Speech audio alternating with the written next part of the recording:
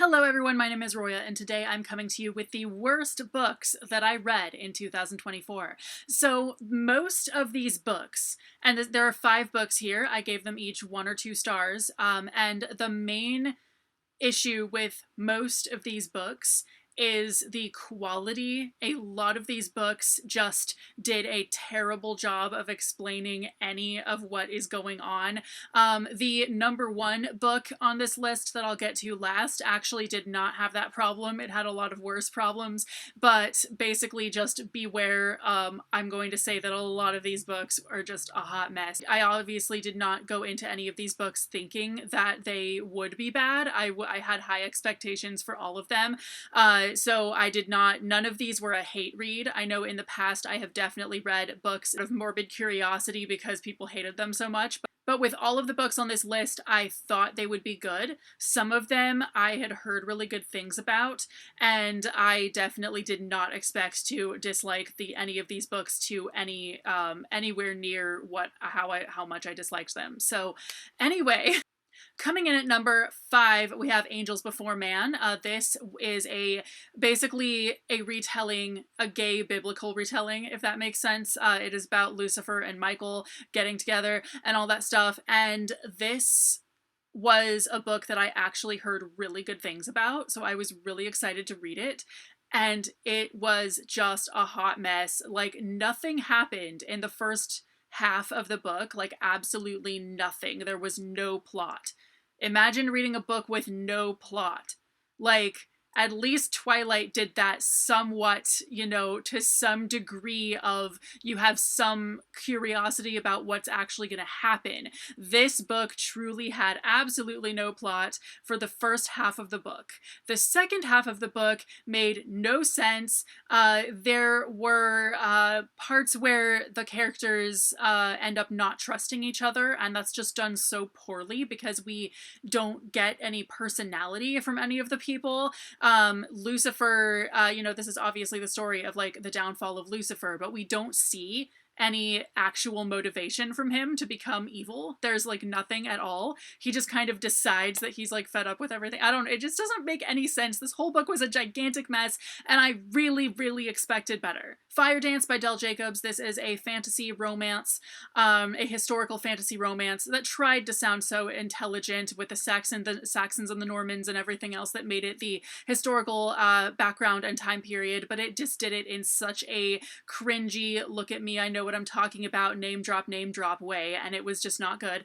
The romance was really not good because it did the whole like, this is an arranged marriage, we're stuck together, we hate each other thing, and so it takes a lot for something like that to redeem the main characters in my mind. I feel like they have to, if you do something like that where it's a hate to love and they're stuck together, like they have to be together and they don't want to be together, it has to be done really well for them to like want to be together by the end. And this just did not live up to that. It just did not make any sense. I don't like that trope, and it did it really badly.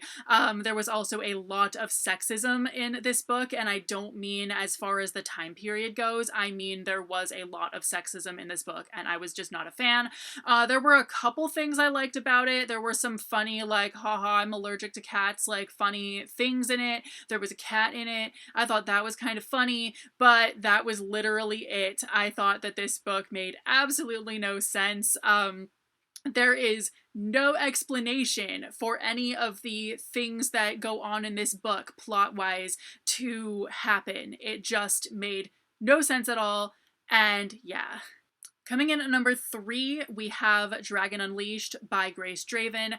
I have heard really good things about Grace Draven, but for some reason I find her books really, really hard to get into, and I don't understand why exactly. But I think in reading this one, I feel like it might just be the lack of explanation, and the lack of any actual setting or character development.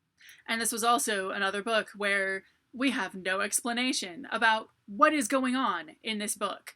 The end of the story where everything that has been kind of being alluded to finally comes to pass and like messes with the main characters and all of that is over in like 5 seconds, and the way in which everything happens just had no explanation and it made no sense.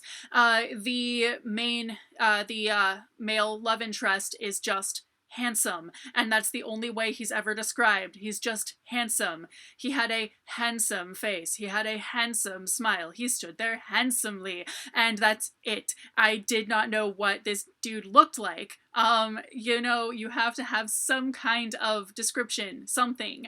But because handsome does not mean shit. So I was just not a fan of this book. I found it so hard to get through. It was so dry and so boring, and I really thought I would love it. So unfortunately, I did not.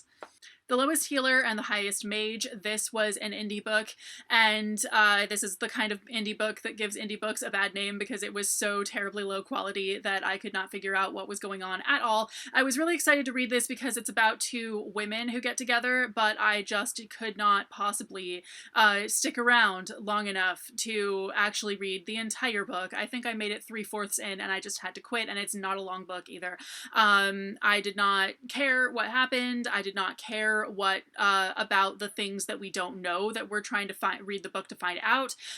Nothing is explained, and the way that it's written is just so bad in that it will kind of try to allude to stuff and just doesn't, and just does a really, really bad job of absolutely everything, and I was not a fan. And finally, coming in at number 1, The Life and Death of Zevulon Finch. This is a book about a boy who becomes immortal at about age 17, and he is immortalized in that basically he's like a zombie almost. So anything, like if he gets shot, the bullet wound is just always going to be there. So rather than this book being a good commentary on immortality and how not desirable it should be, it ended up being just about a whiny guy who never freaking grew up, I guess. There is literally a scene where he's having sex with a woman and his penis breaks off. There is racism in here in that the main character, even though he does not hate this other dude because of his skin color by any means, he hates him because he's a douche, but he still says something about, like, I wish I could just, like, tell the KKK where he is or whatever, like, that kind of stuff just really rubbed me the wrong way. There was some comments made about women that really rubbed me the wrong way, and it was not just the character thinking that, it was like the tone of the book, and I was really not a fan. So I had heard really good things about this book, but it was a struggle and a half to get through just because it was so bad. It was just racist, sexist. I hated the main character. I thought he was a whiny dude bro and just a jerk, and I just did not enjoy reading about him. He only cared about his daughter because, like, he just knew he wasn't going to have any more children, basically, which was just so dumb. Just the entire thing just made no sense to me, and I could not stand this book. So anyway, thank you guys so much for watching. Let me know if you've read any of these books, and if your thoughts are similar or different from mine, any of that in the comments. I will see you very soon with a new video. Bye!